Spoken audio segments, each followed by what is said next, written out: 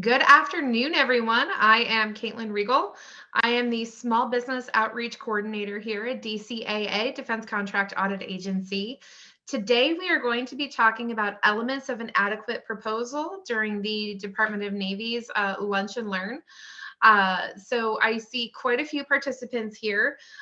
Just a kind reminder to please stay on mute. If you have a question, you can either raise your hand or put it in the chat. It is being monitored for any questions. Otherwise, we will be getting started. So I am going to share my screen.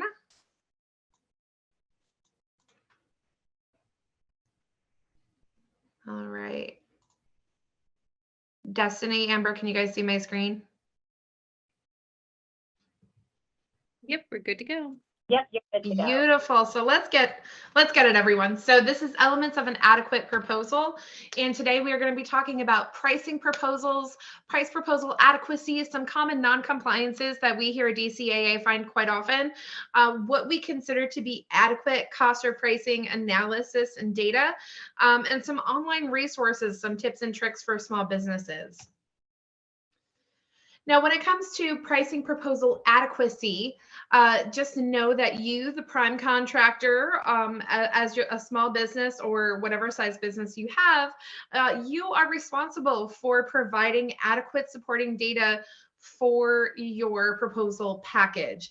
So it is also on the prime contractor submitting the proposal. It is on you guys to have that burden of proof for establishing fair and reasonable proposed costs. As far as the basis and the rationale go, you would be surprised on how many proposal packages we get, and there's not even what is called a basis of estimate or a BOE. So keep that in mind, that all of that is your responsibility as a prime contractor submitting pricing proposal packages to the government. So also something to note here, the last bullet, we are looking for current, accurate, and complete proposal packages. So how is proposal adequacy determined? And that is determined using FAR Part 15, Table 15.2. All the instructions are there. That little checklist is there. DCAA has our own checklist modeled around the Table 15.2. That is on our public website. And if we have a minute after this proposal, we could certainly go through our website and I could show you where to find all of that information. When it comes to proposal cost elements, you're looking at direct costs such as labor, materials, subcontracts, and other direct costs or ODCs, and then the indirect rates. What do we mean by indirect rates? If you're not familiar, your fringe, your overhead, and your general and administrative rates, applied rates, or G&A otherwise, or general and administrative, otherwise known as G&A. First, let's talk about direct labor. That's a big component of a pricing proposal package, and an adequate proposal should include a time-phased breakdown of labor. What do I mean by that? I mean, if you have a period of performance of 5 years, you should be breaking down direct labor annually. And when I mean by break down direct labor, I'm talking about your direct labor categories or your job categories, a breakdown of labor hours and the rates, the math, make sure the math is mathing, as the kids say, and just make sure whatever that top level proposed direct labor amount is, that it reconciles to all of the supporting tabs for each either monthly or annual breakdown of those direct labor rates. As for the basis of the proposed labor rates and classifications, including any escalation factors, DCAA typically takes over for review of proposed direct labor rates to make sure they are fair and reasonable.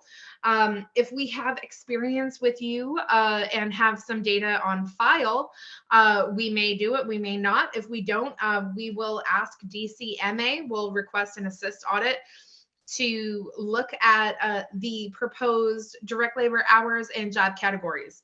Make sure they're appropriate and fair and reasonable for the amount of hours proposed. We'll incorporate DCMA's results into our audit package and do the math if there's any sort of question, cost, or non-compliances there. So DCAA will evaluate the basis of the labor categories. Again, we're just going to make sure that it all falls in line with the needs of the government. We're going to read the solicitation or the RFP, see what you've proposed. Does it make sense? Is it jiving? Is what you propose what the government needs based on that RFP? And the basis of the proposed labor hours comparison to the proposed hours. So basically, whatever your proposed labor rates or proposed direct labor is based on hours, whether it is historical factors, we'll review that and make sure that falls in line with the historical factors and the support that you provide for it.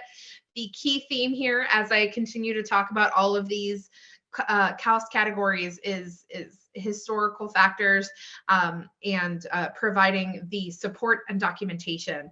If that is your only takeaway with this presentation, is support and documentation, making sure everything, your T's are crossed and your I's are dotted. So as far as proposed direct material goes, an adequate proposal should include a consolidated price summary of individual material quantities included in various tasks, orders, and contract line items, if that is what is required in the RFP or the solicitation.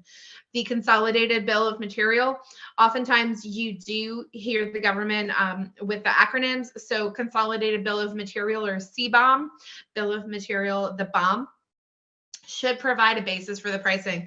What did you base your proposed material on? Is it vendor quotes, invoice prices, competitive bids? You should be including all of that information within your proposal package. Make sure you're breaking down the raw materials, widget by widget, as they say, parts, components, assemblies, and services that you as the prime contractor are performing or going to be using, as well as what is the bill of material for your subs? What does that look like? What are they covering? You should identify the item and show the source quantity and the price. Again, especially if it's a few year period of performance, you want that broken down annually to see what the costs are from year to year and the escalation factors, if there are any. Price competition. So you would also be surprised at how often DCAA gets proposal packages and the proposed materials or proposed subcontractors. They say that there's adequate price competition and there's nothing else to substantiate that. The motto here, DCAA, is trust but verify. We're not out to get anyone. We just want to make sure what you're proposing is actually true. So therefore, we're going to ask if it's based on adequate pricing competition, show us the quotes. Include that in your proposal package. If it's the lowest price, great. If it's maybe you have 3 quotes and you went with that middle one or the highest one for some reason, let's talk about it. What's the rationale behind there? Maybe the other vendors don't have the best track record when it comes to delivering your goods. Maybe there's an issue with the quality of goods that you've been given before. Therefore, the most expensive is the most reliable and you have a good relationship with that. It's all about providing that rationale so DCAA understands what you're proposing and where you're coming from. Contracting officers are required to ask for that substantiating proof when it comes to adequate pricing competition. If only one offer is received, especially for those higher dollar, we need to look at cost and pricing analysis. And we're going to talk about that within the next few slides. Subcontracts, this is a big one. So many proposal packages are submitted to DCAA without that adequate cost and price analysis, or CAPA. It's important that we break down the cost versus the price analysis depending on the value. And a little thing to remember is that anything over $2 million requires a cost and a price analysis. If it is under that $2 million threshold, you're looking at doing just the price analysis. There is often confusion when it comes to cost versus price analysis. So I'm going to hopefully provide an example that all of us understand. So I drive a Hyundai Tucson, and let's say, for example, I don't even know what the cost is, but let's just say, for example, it's $32,000. And before I went in to buy that, I did some apples to apples comparison between the Hyundai Tucson, the Honda CRV and the Nissan Rogue, right? So those are three makes and models that are all similar, apples to apples with the features. I didn't look at, let's say the Nissan Murano, right? That's like that higher, the next model up. So I stayed within that. I looked at the pricing, apples to apples. Let's talk about the cost analysis of that. So what makes up the cost elements of that 32,000, looking at the labor, the materials, the applied indirects, the profit, breaking all of that down cost element by cost element to see if what I'm paying for is a fair and reasonable price. Obviously, I didn't do that with a car, but that's just, for me, that's an example that really resonates, I think, with everyone here. So examples of some inadequate subcontract analysis procedures: absolutely no cost or pricing analysis completed or documented. Again, documentation is key here. So showing that analysis of the apples to apples on the price side, right? Looking at what you do and showing spreadsheets or accounting system reports on your analysis, and then breaking down the cost elements, just as you would with your own cost elements within your own proposal package. You should be doing that with your subs as well. If you do have issues performing that cost analysis with your subs, I know a lot of us as prime contractors have issues getting support from our subcontractors on that, whether it be for proprietary information or what have you. Reach out to DCMA the second you know you're going to have that pushback, and let's get them involved with assisting you in the cost and price analysis. Timing is key here, right? We want to make sure you have all of that analysis performed and completed prior to submitting the proposal package. It just really makes for a smooth transition as far as going under audit, crossing our T's, dotting our I's with our audit procedures, and then going to negotiations. These are pros and cons for subcontract analysis. You'll see a common theme with this type of slide, and that is reduced audit time, reduced resources it takes to not only for DCAA to perform the audit, but for you as a small business, right? Your resources and your cost, getting that all together up front and spending less time supporting an audit. Because if there's not enough information there and we go under audit, it's a lot of back and forth. It's a lot of questions. It's a lot of sitting down together and walking us through, what did you do for this? What did you do for this? Can you come back and explain this to me again? So having a well-documented subcontract analysis is really going to cut that time in half. And again, the faster we can get our audit procedures done and wrap up the audit, the faster you go into negotiations and get under contract. So a win-win for everyone.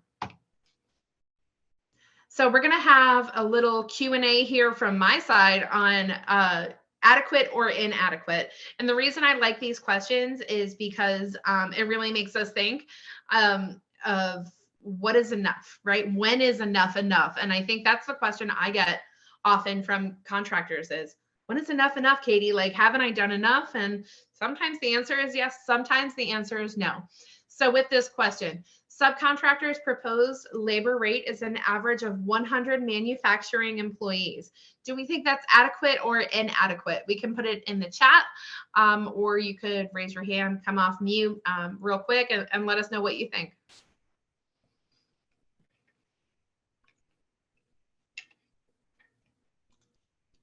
I would suggest putting it in the chat, as it's difficult to manage the live questions. So yeah, if you'd like to put it in the chat so Ms. Rigle can see your answer, that's perfectly fine.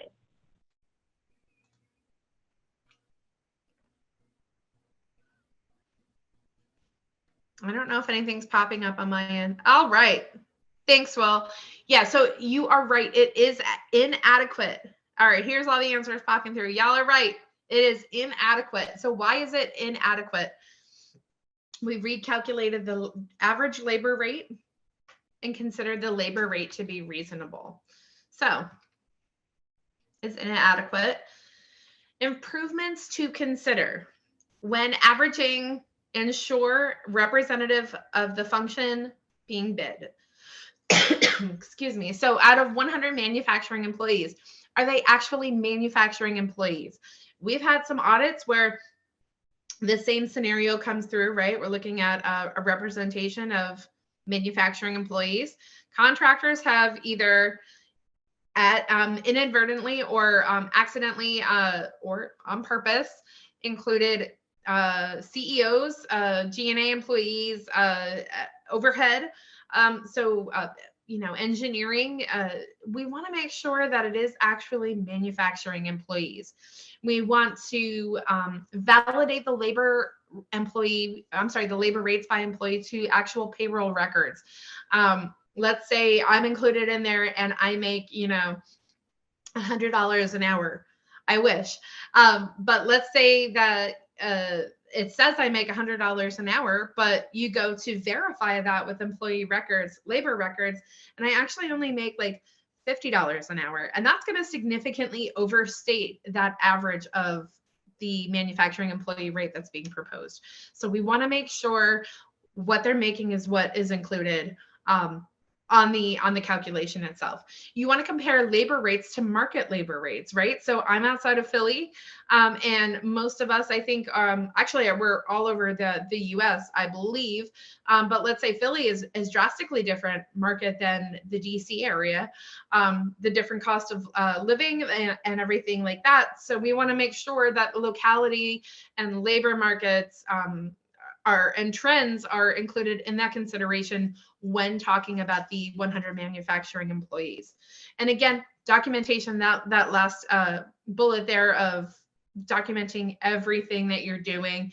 I know it's tedious, guys. I know it takes a lot of time, but it really does make a difference, and it really does make for a very smooth audit. Other direct costs. So you want to include the basis of the estimate, right? The BOE of what you are proposing for special tooling, packaging, and travel, whether it's based on vendor quotes, invoices, competitive bids.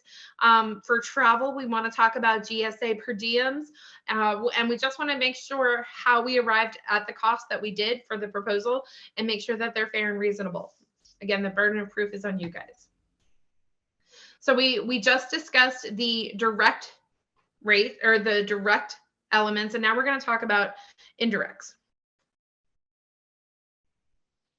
So an adequate proposal includes the basis of the proposed indirect rates, right? Again, that BOE is so key. So let's say you have a fringe, a manufacturing overhead, and an engineering overhead, and the G&A. You want to make sure you break those down separately. Explain to us what composes the pool, what composes the base, how did you calculate the rate, and how are you applying it to your direct costs? All of that is key for DCAA to understand the structure of your company and how this all, how your proposal was put together. Required support is at least the current year detailed operating budget and a long range forecast. So you're going to include your current year budget, current year to date actuals, or the prior year actuals.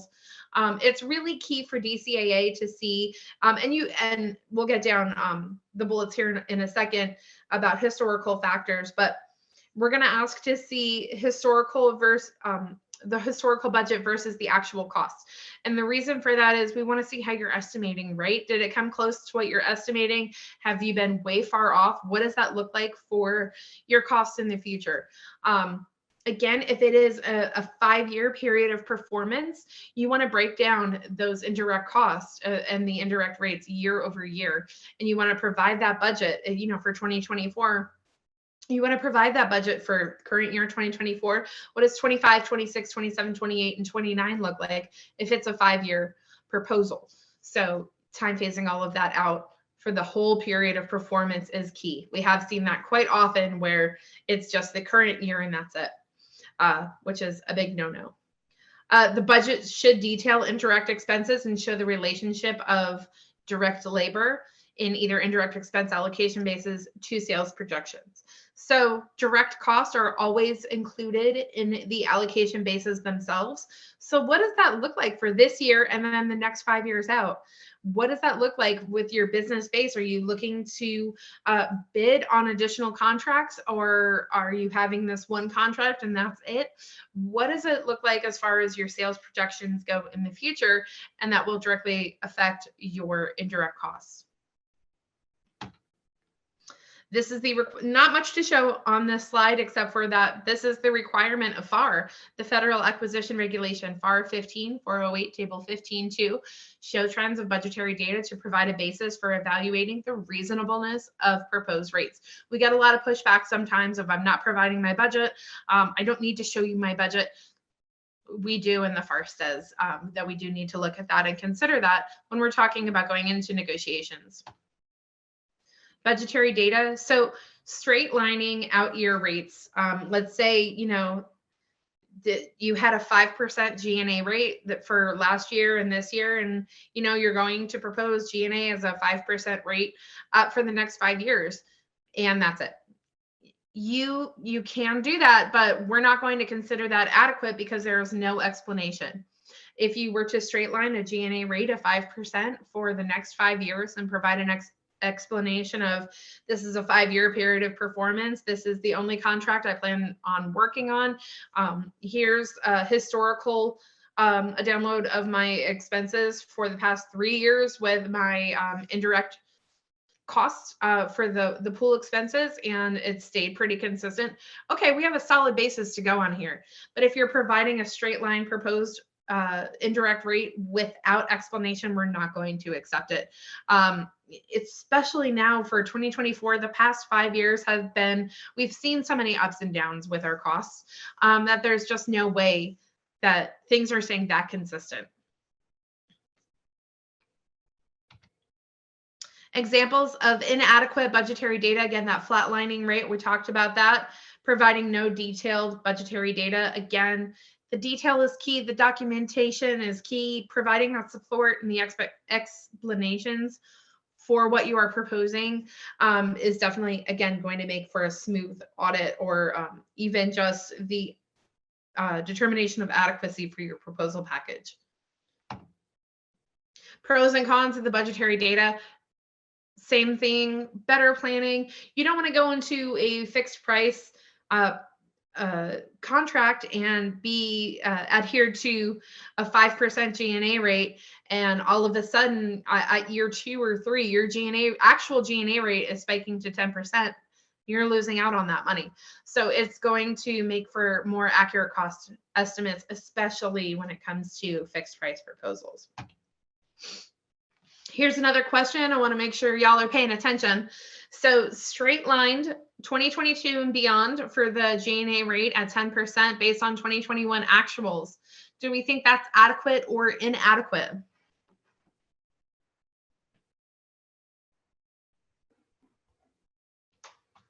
Inadequate is correct. I don't know if that's from the last one. Okay, here we go. Awesome. Thank you guys. Darren, go Burns, go Birds. I see you. So some improvements to consider, and that is straight lining out years again with lack of budgetary data is not acceptable.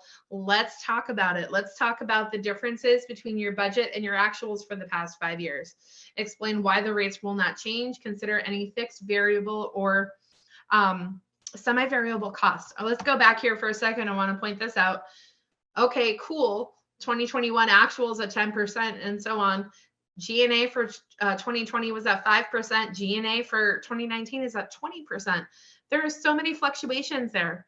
How in the world have you nailed it down when the past for the next 5 years, when the past 3 years have been so fluctuating? Adequate cost or pricing. When it comes to cost and price analysis, things you need to consider is that they need to be factual and verifiable. We need to see solid proof, whether it be in the form of invoices, purchase orders, historical accounting system reports, and we need to be able to, engineering estimates, for example, would not be an adequate cost or pricing analysis. It's just not something you can really nail down without the proper documentation. Includes data forming for a basis of judgment, and that all facts can be reasonably expected to contribute to the soundness of estimates of future costs and to the validity of the determination of the cost already incurred. And this is actual definition from FAR. Other FAR definitions or examples here, cost or pricing data, FAR 2.101, FAR 15406-2 requires the certification that data is current, accurate, and complete. That is the truth in negotiations. That's where that is coming from. For any pricing proposal that is valued over $2 million, it needs to be certified as current, or you will certify, it's a little form that the data within the pricing proposal is current, accurate, and complete. This is to ensure that the government and you are on equal footing when you're going into negotiations. This isn't, if you were to get an updated vendor quote and you're saving $500,000 on material, that you're going to pocket all of that and call it a day. And that's not fair to the government. Try to keep in mind, this is taxpayer dollars, right? Myself, everyone here, hopefully we all pay taxes, and we want to see that money used wisely. You wouldn't pay $500 for a hammer when you could go to Home Depot and get it for $60. So that's what it all comes down to, is just making sure we are all on equal footing. And again, the Truth in Negotiations Act, TINA, otherwise referred to, requires contractors to submit current, accurate, and complete cost or pricing data when going into negotiations with the government. Now, if it is less than $2 million or you have some sort of exemption from TINA, you still have to provide data other than certified. That is another FAR reference.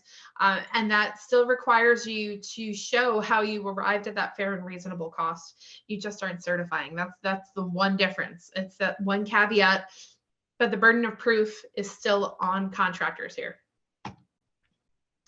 So examples of cost or pricing data, and again, these are factual and verifiable. We're looking at vendor quotes, purchase orders, make or buy decisions, accounting records, information on production methods. All of this helps support your decision, and we can actually hold it or visualize it on a computer, any sort of report digitally. So factual and verifiable. Pros and cons when talking about cost or pricing data, again, with the better estimating, you have more accurate follow-on pricing. You don't want to go into negotiations and be so far off with what you are proposing that, either the government is going to lose money or you are going to lose money, and it's just not fair to either side. So that's why it's important to do all of this upfront.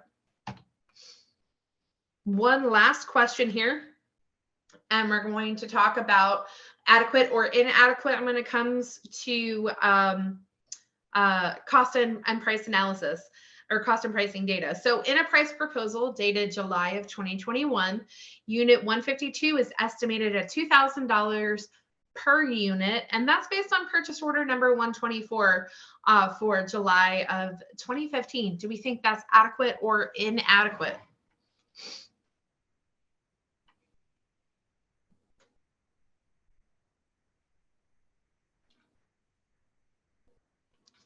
Adequate or inadequate? Some people are answering in the Q&A. We have a couple adequate and more inadequate than adequate. This is a little 50-50, right? We're not exactly sure because that verifiable proof is there. It is inadequate, and I'll tell you why. So it is verifiable, but it's not current. I want to go back here. So we're talking about putting a pricing proposal in July of 2021. This purchase order, what is that? That's 6 years old. Think about 2024 and 6 years ago. Pricing is drastically different. We want to make sure we're looking at apples to apples when it comes to pricing and, the timing. Unit 152, estimated $2,000 per unit. Let's talk about how many units did we buy then? What if we bought 10 units back in 2015, but now for 2021, we need 50 units and there's a quantity discount. So keep that in mind, that is apples to apples again, that you need to look at to take into consideration any sort of quantity discounts. Was it a competitive quote? Is there better pricing out there now? 6 years is a long time, and maybe there are a bit more competition on the market for you to get that particular unit. market pricing, again, the make or buy analysis, inventory that you already have on hand. And again, and that last bullet there, if it's over $2 million, right? So let's say, however, you need so many units that it makes it over $2 million, you do have to perform a cost and price analysis. So cost or pricing data considerations when it comes to labor. What are the historical factors, use or non-use, basis of escalation, any sort of employee turnover, compensation issues, market rates, historical skill mix, improvement curves, all considerations when it comes to labor. And when we're talking about labor, we're talking about labor categories, labor hours, labor rates. Cost or pricing data considerations for indirect rates. Looking at your internal budget, the basis of the escalation factors, changes in headcount, sales forecasts, all of these are factual and verifiable and should be used in consideration when putting your proposal packages together. Again, for historical data, talking about learning efficiencies. Are you a well-oiled machine and you're proposing the bare minimum labor hours because you can get it done? Is this something new for your company? And maybe there is a bit of a learning curve for 2024, but by 2029, you're looking to have much less hours proposed because you're taking away that learning curve a little bit. Unallowable cost, an auditor's favorite topic to talk about, FAR 31201-2. It will define generally accepted accounting principles, what is allowable for the FAR 31 cost principles. It will define what is reasonable, what is allocable, and what is allowable, and within the terms of the contract. So allocable means that it is needed from the contract, from the statement of work, from the solicitation or the RFP. It will be reasonable if a prudent business person, you just need to make sure that it makes sense what you're buying, again, using taxpayer dollars within the terms of the contract, again, allocability, and then it is allowable if it hits all of that other criteria first and not expressly unallowable. Common non-compliances, I think you guys get the point now, is that inadequate or lack thereof documentation for cost and pricing analysis, for the budgets and for subcontract analysis. That is a common theme that DCAA sees. And it's just, it comes to the point where when is enough, and it's just making sure that you can clearly establish that fair and reasonable proposed cost. Here's a little wrap up. Pricing proposal should include cost or pricing data. I hate the slide. I think it's a little redundant, but I think we get the point now. This is our DCAA internet resources. You can scan the QR code. It'll take you to our website. This has a plethora of information with the audit process overview, information for contractors manual. It's a 105-page PDF document. I call it my little DCAA Bible, and we go through, if you want to know about SF 1408, pre-award accounting system audit, you want to define better what an overhead cost is, if you want to go through a G&A allocation base, all of that information is located on our website under that information for contractors. Directory of audit programs. If you want to know the next step in your audit, if you are under audit with DCAA, our audit programs are included there. We try to be transparent as possible. What else is here? Under checklist and tools adequacy checklist, you will find our pricing proposal checklist. That's some key information that you should be including in your proposal package. Again, for anything over $2 million, the FAR Table 15.2 checklist is required to be included in your proposal package. Here's our QR code for our small business outreach survey. This goes to my boss. Let her know the good, the bad, the ugly. Did you like this presentation? Did you not like this presentation? What can we improve upon? What are some other topics that you want to hear? So please feel free to fill out that survey and let us know how we're doing. And this is my contact information. My phone number is on there. I am in and out of presentations like this all day, every day. So don't catch me off guard because I do get distracted very easily. Please send me an email with any questions or comments. And Destiny, I think we have a few questions in the chat and the Q&A. We do. So our first question, for feedback for proposals submitted to learn why one loss, is there a formal process for that versus just contacting the contract officer? So that's more of a buying command question. If it's something that has to do with accounting, we should be able to tell you. So we don't just go through our checklist and say, yep, it's inadequate, send it back.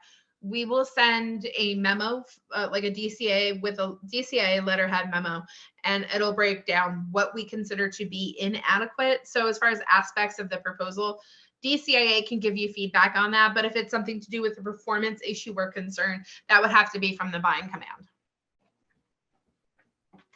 Oh, thank you.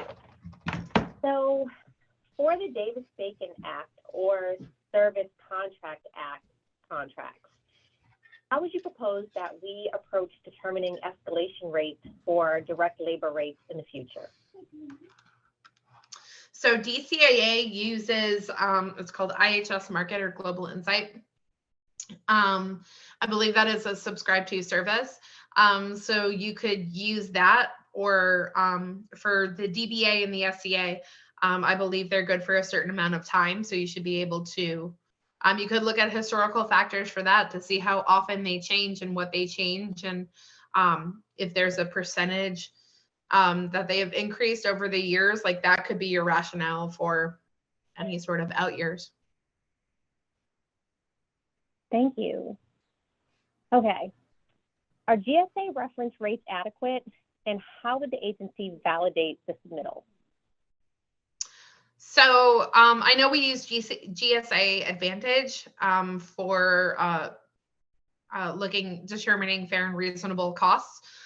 So if that is the same thing that I'm thinking of, it's pretty easy to validate using GSA. That would be like a more solid or a more sound source when it comes to supporting your proposed cost. Great. Next question. Mm-hmm. For travel, would business class travel be, or coach, I'm thinking maybe business class travel be considered adequate over coach, maybe is the way that they wanted to reference this. Is it reasonable based on position or pay rate of the traveler? No.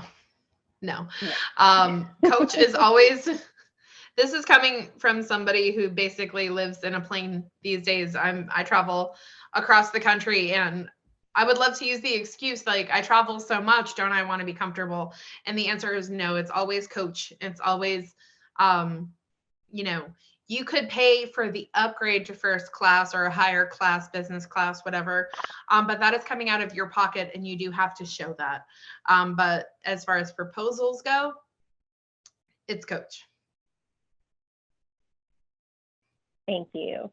And the last question that we have in here is, can you say more about how we could successfully factor in projecting out G&A rates when factoring in the work that you have not won yet? Just trying to get ahead around what projected G&A would be considered reasonable, given that our numbers are based on work that we haven't done yet. So we always, when we're doing forward pricing analysis or forward pricing audits, such as proposal audits or looking at G&A rates for the next 5 years, it should be everything that you are considering. And we say that you need to include that because if you win those contracts, they need to be considered. So just, looking at SAM, seeing what opportunities are out there, what you plan on bidding on. And then also putting in the current workload that you do have. That's basically all there is to it. As far as suggestions go, I can't tell you what to do or how to do it, but that's like a reasonable approach, I would say, to projecting out years, especially if you haven't won yet. Perfect. Thank you, Amber, for commenting. If you had any other questions, now would be the time to put them in the Q&A. We did have one slide into chat that I'm able to look at, and it goes back to what you mentioned about GSA rates. Someone would like to know what you can do to bolster a GSA rate proposal.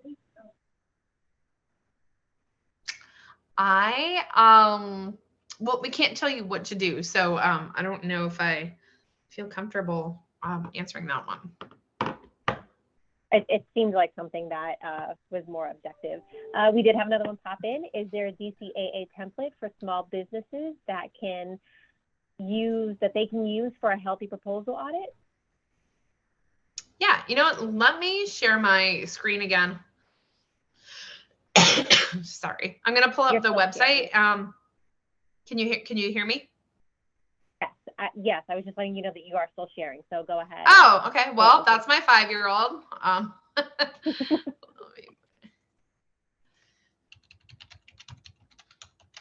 All right, so this is our public website.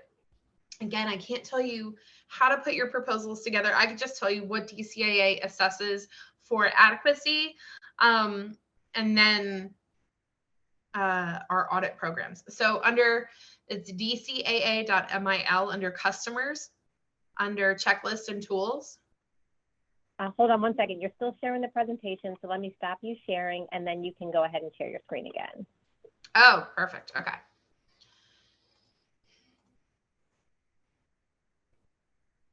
Excellent. We're good. Okay, so under customers, checklist and tools, contract pricing proposal adequacy checklist. This is our adequacy checklist. And again, it's designed around, you see it pops up for the FAR, well, it's DFARS. Again, the defense supplement for the federal acquisition regulation. And it's 252, 215, 7009 is the reference. And it is the FAR table 15.2 checklist. This is everything that we will use to assess for adequacy. Proposal page number, and if it's not included, explain. So this should have all of the elements of an adequate proposal. CBOM, we talked about that before. Subcontracts, exceptions to the certified cost of pricing data. If you have any IWOs or inter-organizational transfers, direct labor, see how it's all broken down by cost elements. This should be a good starting point for putting together your proposal, and always keeping in mind what the timing looks like. If it's a 5-year proposal, you should be breaking it down year over year.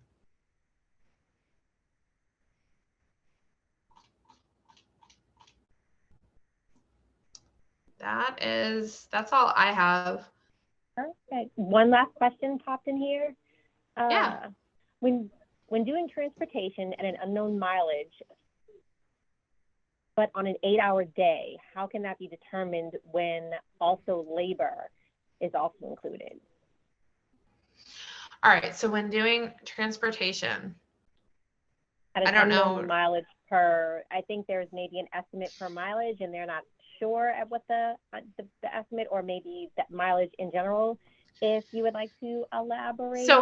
So Kurt, how I understand your question, and I'm just going to take this from my own experience as 1, an auditor, and 2, as an employee who travels quite often. So some days or sometimes, so I'm in the Philadelphia area, and I travel down to DC often. It takes approximately 3 hours from where I live to get down to where I need to be in DC.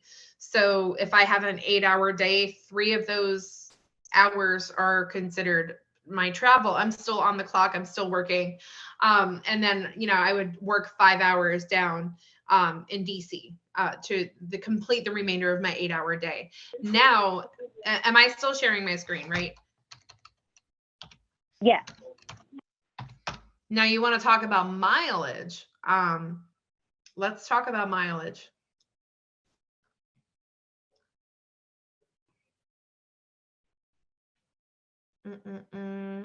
So this is per diem rates.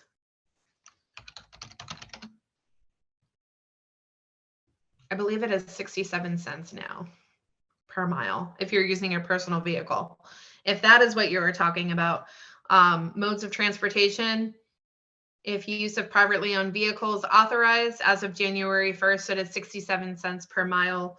So, if I use my personal vehicle, I believe it's 165 miles from my house to DC. Just trust me on that one. 165 miles times 67 cents, I would be entitled to $110.55. That's how the breakdown of that calculation works. So Kurt, I hope I covered your question and the different angles of it.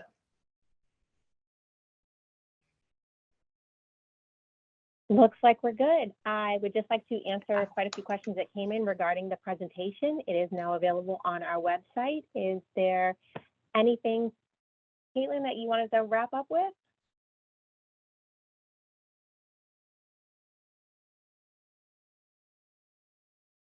Katelyn?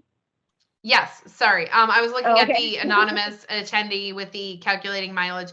Yes, you would subtract. I work from home, but yes.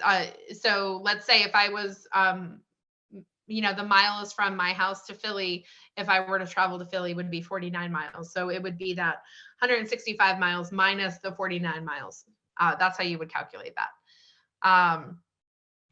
So I don't have anything else except just make sure you guys are documenting everything with every aspect of your proposals, and make sure you have policies and procedures in place. That's my big takeaways that I hope you walk away from with, I should say. Perfect. Thank you very much.